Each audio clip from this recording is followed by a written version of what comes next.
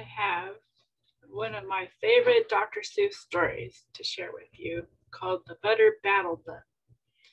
And actually, this story is a little written for adults as well, because it is about the Cold War, or a war that we kind of had for a good, I don't know, maybe 50 years, starting in the 1940s, between mainly the Soviet Union and the United States.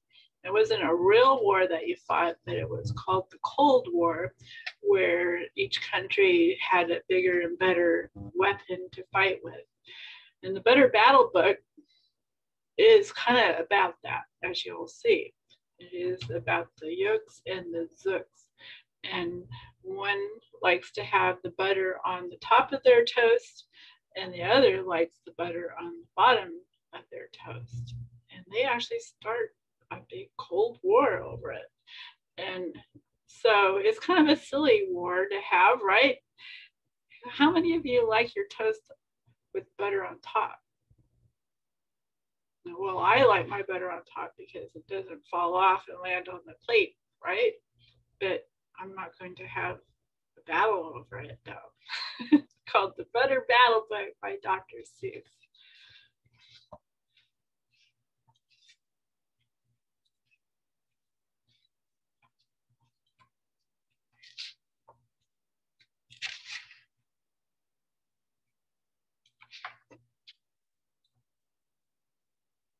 Alrighty, here we go.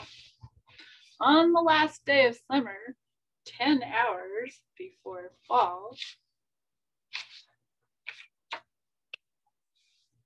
my grandfather took me out to the wall. Wow, look at that wall. It goes on and on.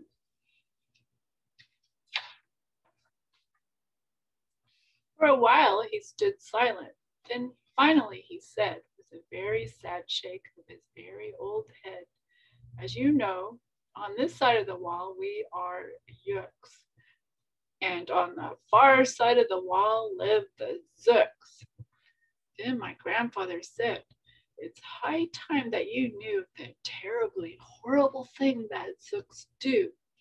In every Zook house and in every Zook town, every Zook eats his bread with the butter side down."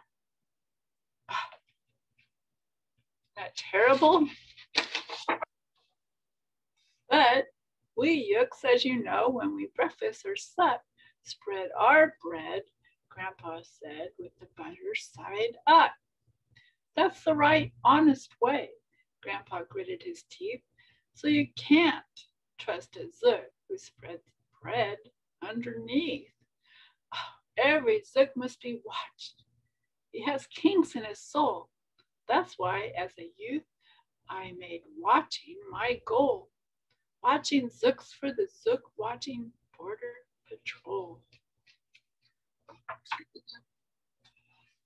In those days, of course, the wall wasn't so high, and I could look any Zook square in the eye. If he dared to come close, I could give him a twitch with my tough-tufted, prickly snickberry switch.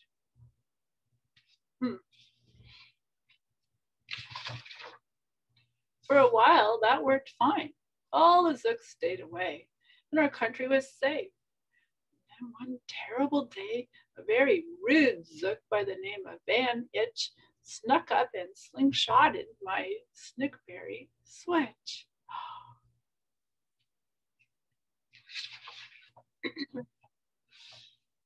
With my broken off switch, with my head hung in shame, to the chief Yukaroo, in great sorrow I came.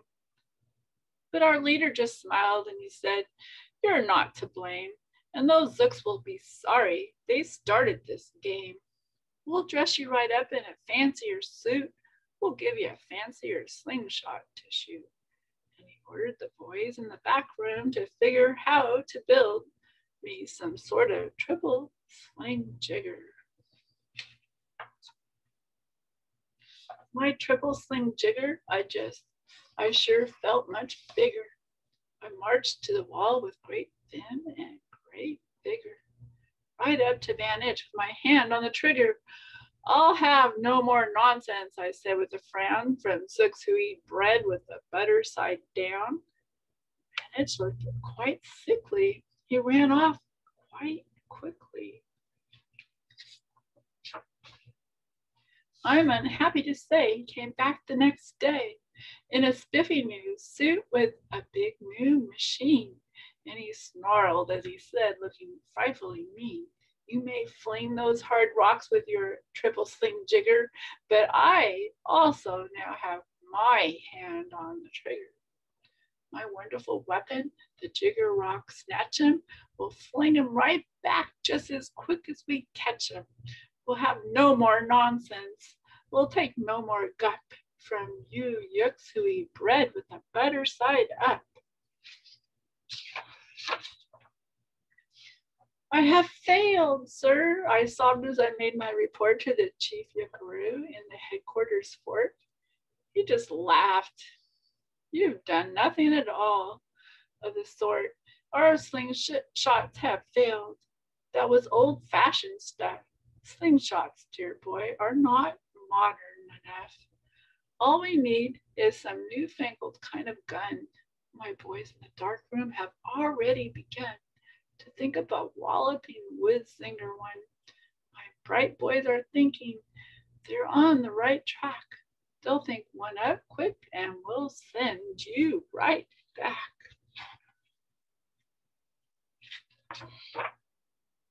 They thought up a great one. They certainly did. They thought up a gun called the Kickapoo Kid, which they loaded with powerful puadoo powder and ants' eggs and bees' legs and dried fried clam chowder. And they carefully trained a real smart dog named Daniel to serve as our country's first gun-toting spaniel. Then Daniel, the Kickapoo Spaniel, and I marched back towards the wall with our heads held up high while everyone cheered and their cheers filled the sky. "Fight, fight for the butter side up, do or die." Isn't that silly? Uh-oh, wow, we didn't do, and we didn't quite die, but we sure did get worsted. Poor Daniel and I. Van Itch was there too, and he said the old pig, the boys in my back room, invented this rig called the 8-nozzled elephant-toted boom blitz. It shoots high explosive sour cherry stone pits and will put your dumb Kickapoo Kid on the fritz. Poor Daniel and I were scared out of our wits.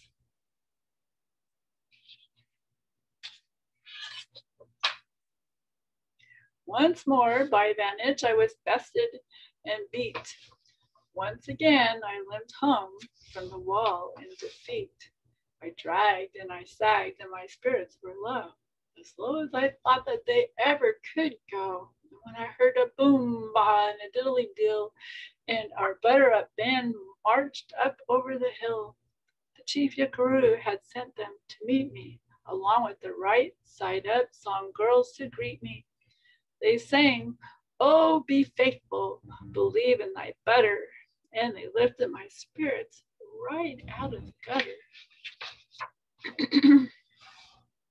"My boy," smiled the chief yuckaroo, "we've just voted and made you a general. You've been promoted.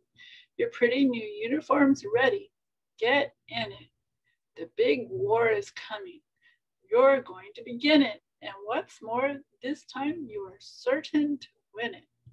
My boys in the back room have finally found how. Just wait till you see what they've puttered up now. In their great new machine, you'll fly over the wall and clobber those butter down Seuss one and all." Those boys in the back room sure knew how to putter. They made me a thing called the utterly sputter, and I jumped aboard with my heart all aflutter and steered toward the land of the upside down butter. This machine was so modern, so frightfully new, no one knew quite exactly just what it would do.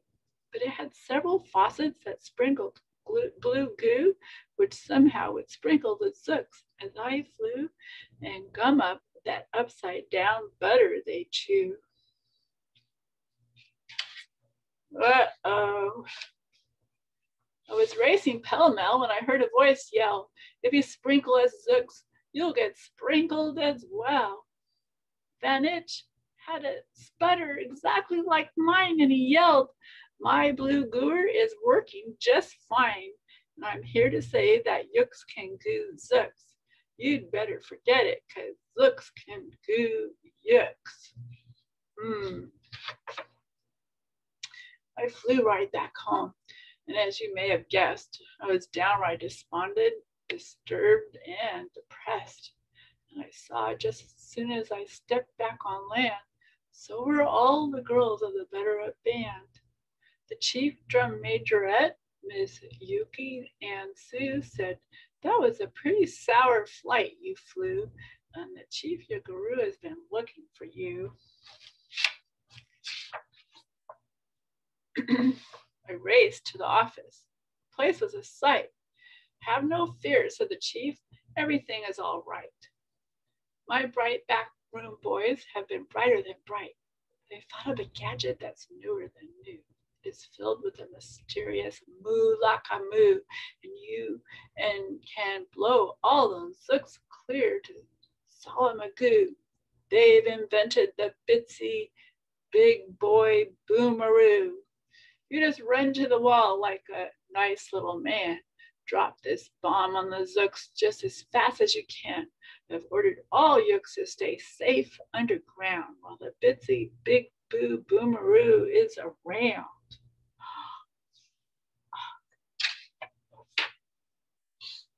As I raced for the wall with the bomb in my hand, I noticed that every last Yook in our land was obeying our chief Yugaroo's grim command.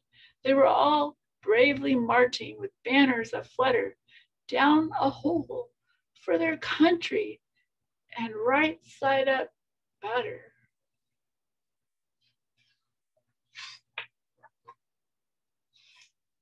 That's when Grandfather found me. He grabbed me and he said, "You should be down in that hole, and you're up here instead. But perhaps this is all for the better. Somehow you will see me make history right here and right now." Uh-oh. Grandpa leaped up that wall with a lopulous leap, and he cleared his hoarse throat with a bopulous beat. He screamed, "Here's the end of that terrible town full of Zooks who eat bread with the butter side down." And at that very instant, we heard a clup, clup of feet on the wall, and old Bandages clept up. The boys in his back room had made him one too.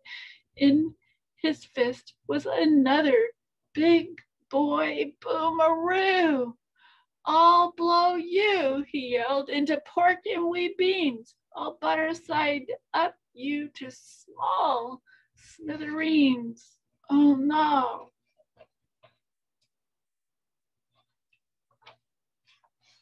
"Grandpa," I shouted, "be careful. Oh gee, who's going to drop it? Will you or will he?" "Be patient," said Grandpa. "We'll see. We will see." And that's the end. So that leaves a little bit of room for you to think about how silly that battle was. Maybe that the butter is on the top or the bottom makes such a big war like that. And what's really important, right?